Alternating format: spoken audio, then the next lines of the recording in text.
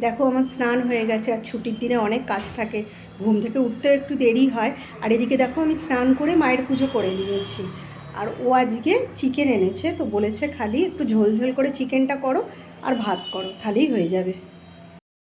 দেখো মাকে তোমাদের দেখিয়ে দিলাম। মাকে চিকেনটা আপনি ধুচ্ছেন, তাহলে আপনি ধুন, আমি মাংসটা বসিয়ে দিই। দেখো চিকেনটা কষাচ্ছি, আর চিকেন থেকে অনেক জল বেরিয়েছে।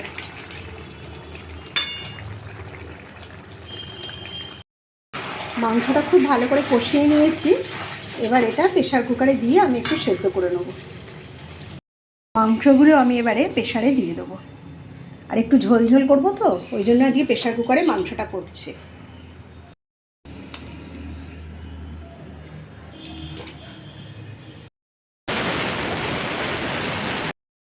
দেখো মাংসটা হয়ে গেছে, এবার ঘি গরম মশলা দিয়ে আমি নামিয়ে দেবো।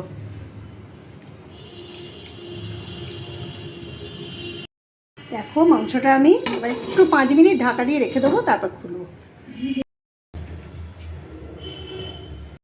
বাঁধাকপি চচ্চড়ি করেছেন না? মাংসটা নিয়ে নিই, তুমি শুধু মাংস ঝোল আর ভাত, আর কিচ্ছু লাগবে না? চচ্চড়ি করেছে, খাবে কি? খাবে না তো মাংসটা দিয়ে দিই।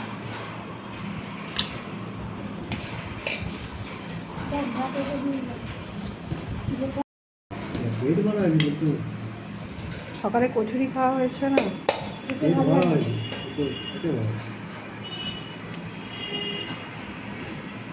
দেখো 2 পিস আর দেবো না।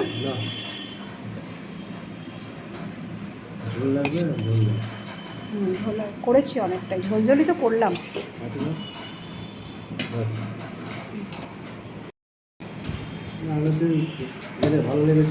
ও বললো সকালবেলা আবার এই আমার নিয়ে নিলাম, একটু ঝোল নিয়ে নিই।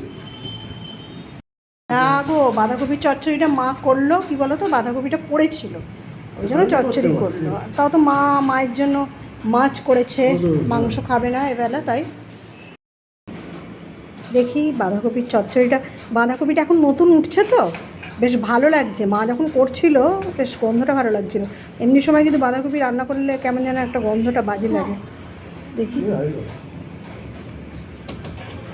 ভালো হয়েছে, চচ্চড়িটা নিতে পারতে। সকালে খাবে তাহলে।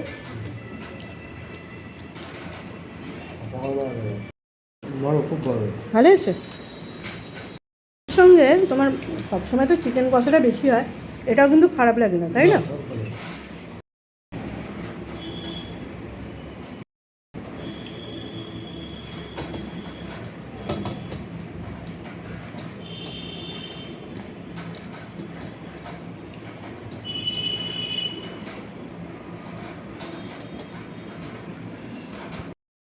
দেখি মাংসটা কেমন হয়েছে।